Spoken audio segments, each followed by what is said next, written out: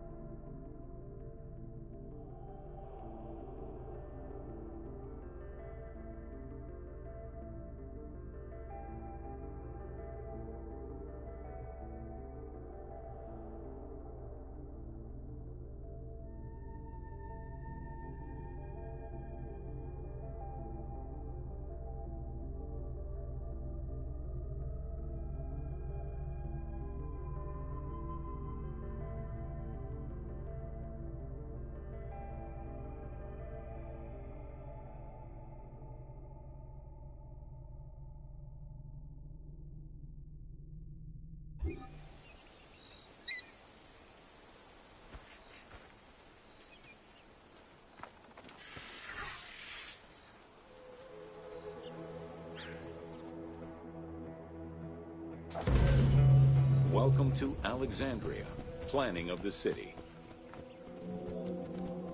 Alexander's plan to build his great city began with a verse from Homer's Odyssey. There is, in front of Egypt, in the sea with many swells, an island called Pharos. Guided by these clues, Alexander the Great founded his future city at the western end of the Nile Delta.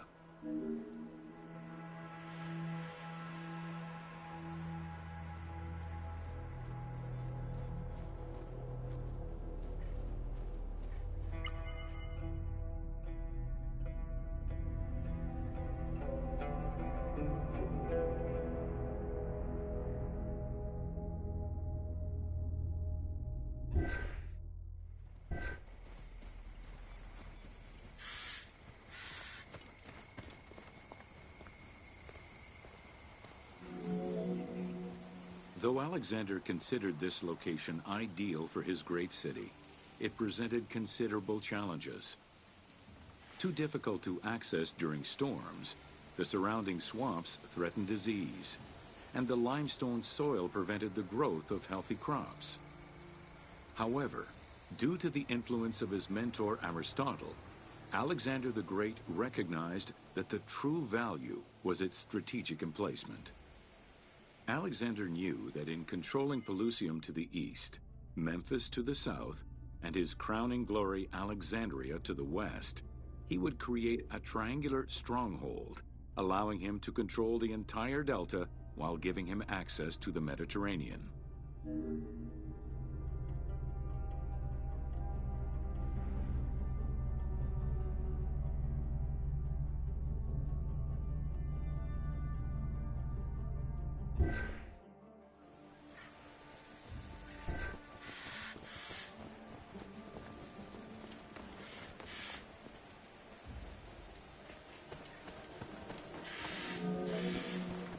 The Great Walls of Alexandria had a humble beginning. Lacking chalk to outline the future city's foundations, architects were forced to use flour instead. Clouds of migrating birds swept down and ate the flour, erasing the plans.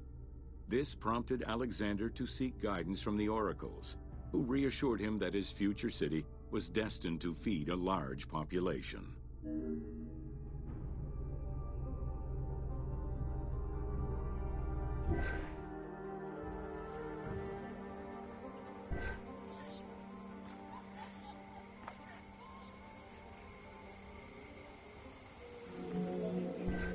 The Great Walls of Alexandria.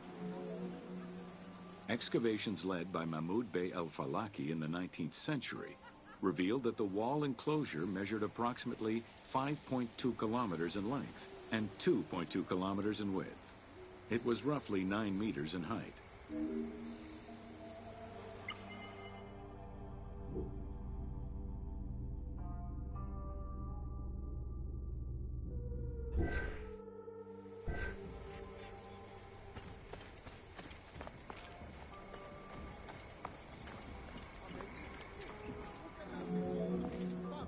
These formidable ancient walls would resist a number of attacks, including fending off the king of Syria in 169 BCE.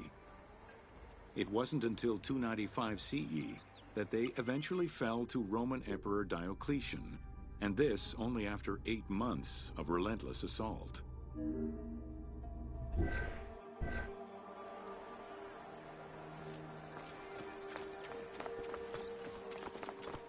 Idioti! And love me nuki, gnostis.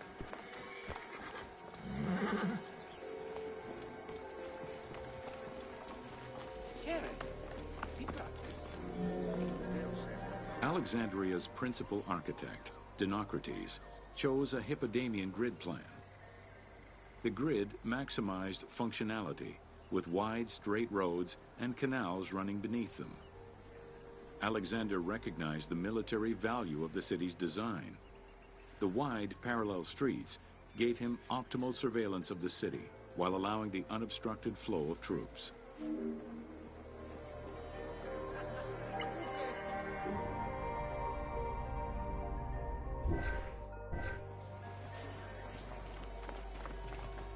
Amaxa elavnis gagisteos. Amenisos. A central corridor ran from the Mediterranean's north port down to Lake Mareotis to the south. This thoroughfare acted as an unobstructed link for commercial trade and travel between the two ports. Many of the streets were bordered with grand buildings and parks, including Canopic Street, with its impressive gate bordering the eastern end.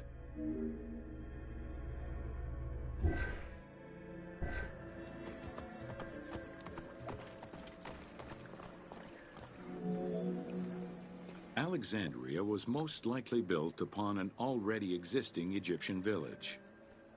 Upon its completion, the Egyptians reviled the city, refusing to call it by its founder's name. Instead, they called it Raked, the building, as a mark of disdain, which was later Hellenized into Rakotis. Despite this, the name Alexandria would remain.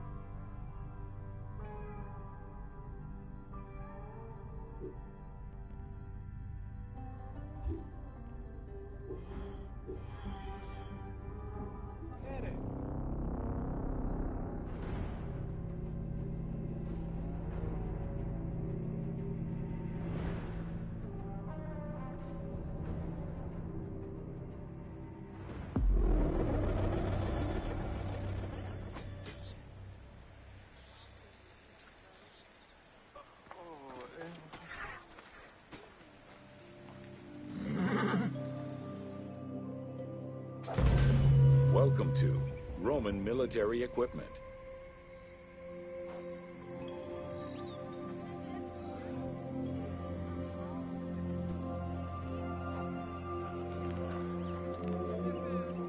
The strength of Rome was directly dependent on its military supremacy and fundamentally militaristic society.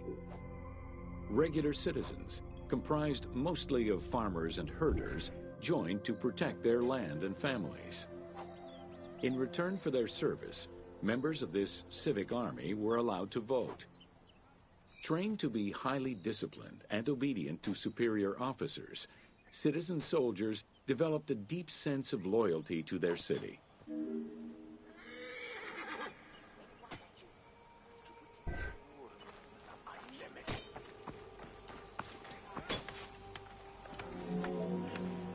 The quality of the armor of a Roman foot soldier was intrinsically linked to his social status and wealth.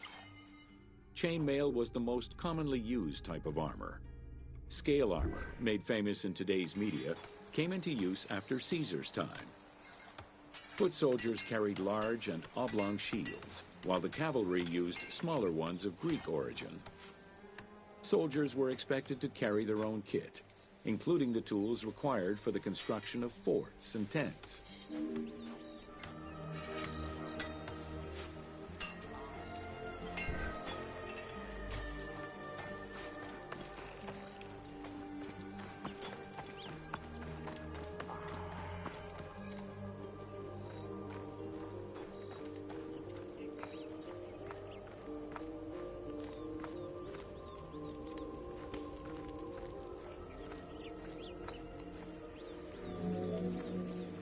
Roman soldiers used the same types of weapons.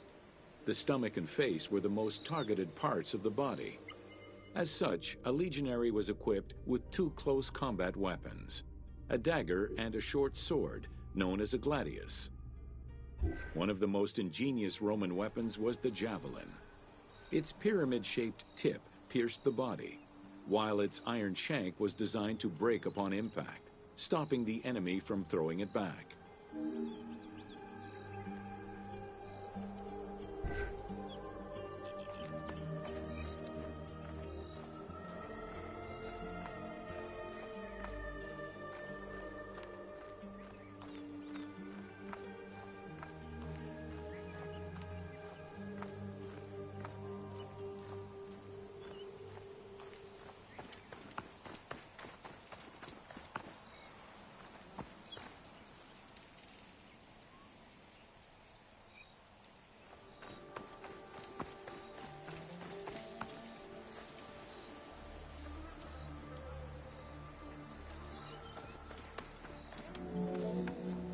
During their conquests, the Romans regularly transformed enemy technologies to add to their own formidable arsenal. After capturing a Carthaginian vessel, the Romans adopted its better features and constructed a superior fleet of ships. Adapting heavy artillery designs from Greek models aided the Romans in building catapults and ballistae. The latter became an iconic symbol of Roman warfare.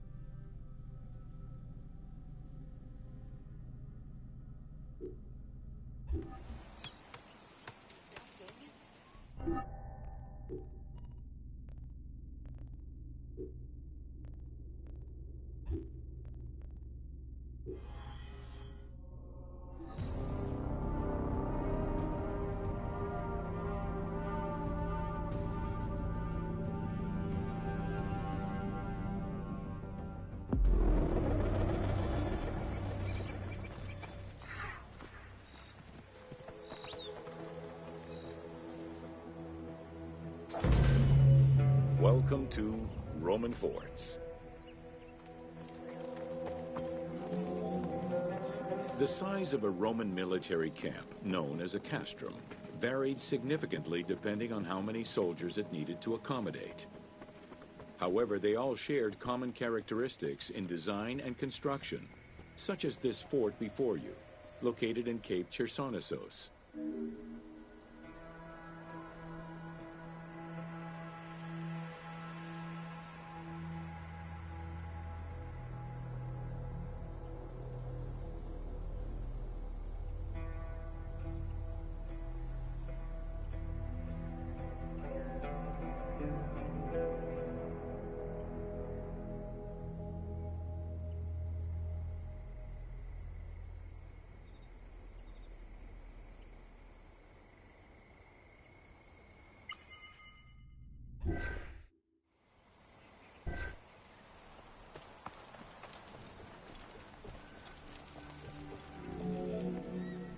Rectangular in shape, the forts were heavily fortified by ramparts and a ditch system. The walls were reinforced with parapets, essentially an extension at the roofline which allowed a protective barrier for patrolling soldiers. Depending on the availability of materials, some forts were built with stone, timbers, stacked turf, and particularly in the eastern part of the empire, baked brick.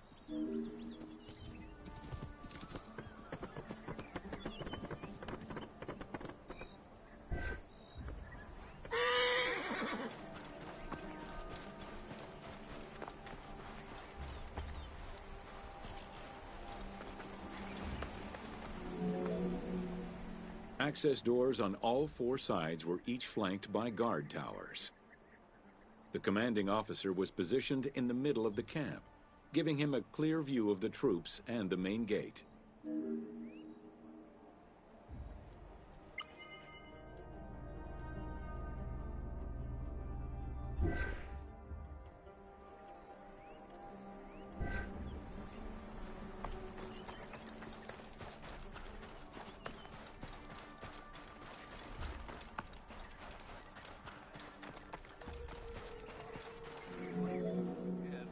Along with sleeping barracks for the soldiers, the fort also had a granary that was expected to hold rations for a year or longer. To ensure the health of the soldiers, every camp was equipped with medical staff and a hospital. A clean water supply with conduits for a bathhouse and latrines was included in the construction of every fort.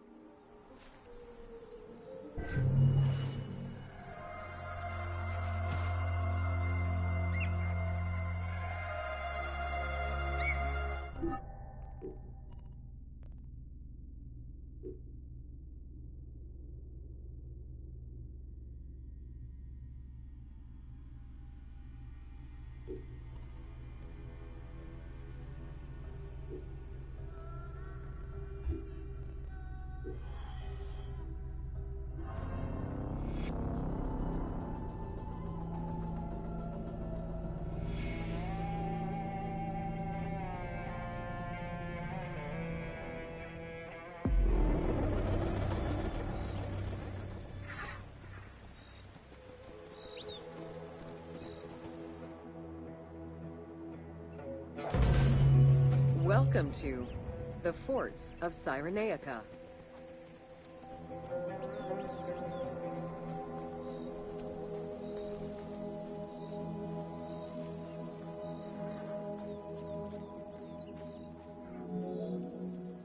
Cyrenaica was a Libyan region under Roman control, gifted to Rome by one of Cleopatra's ancestors.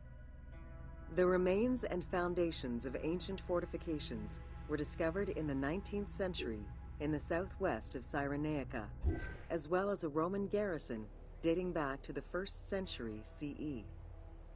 Evidence shows that these forts were of Libyan origin, rebuilt and modified by Roman engineers when Cyrenaica was part of the empire.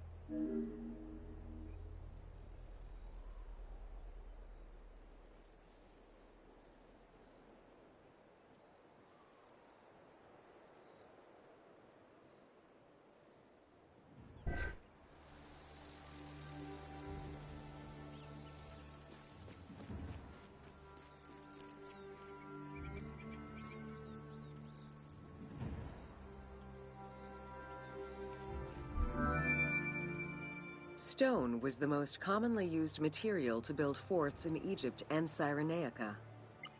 Though no real proof of a fortress similar to the one before you has been uncovered in that region, the team chose to add it as a worthy and awe-inspiring end-of-game challenge for the player.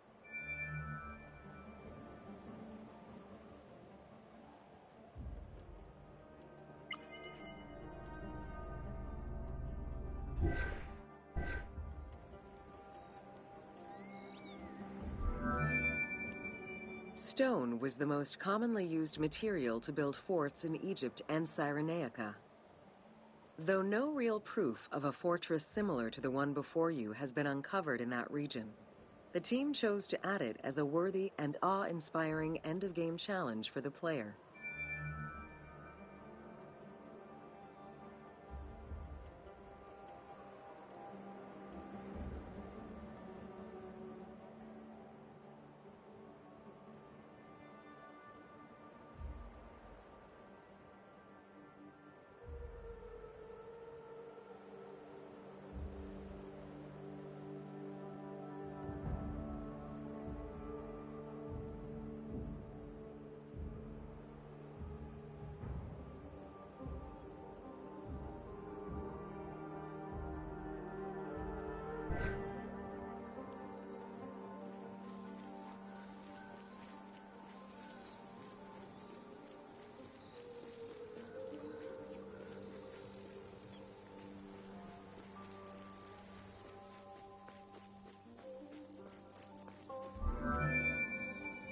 The forts of Cyrenaica were intended to prevent invaders from gaining access to the main route that led to the country's 5 most important cities.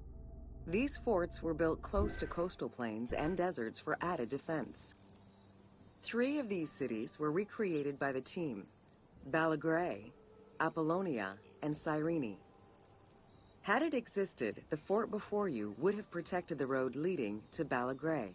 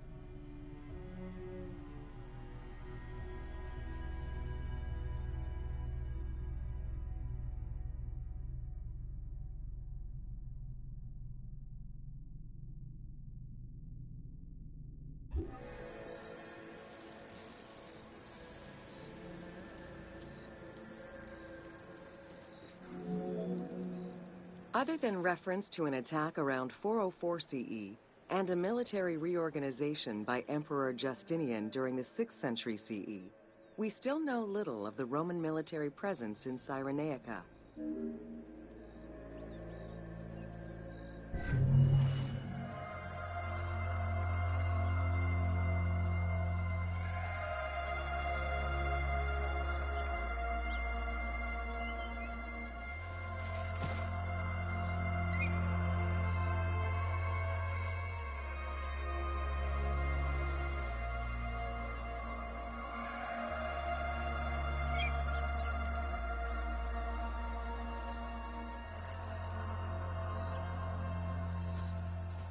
You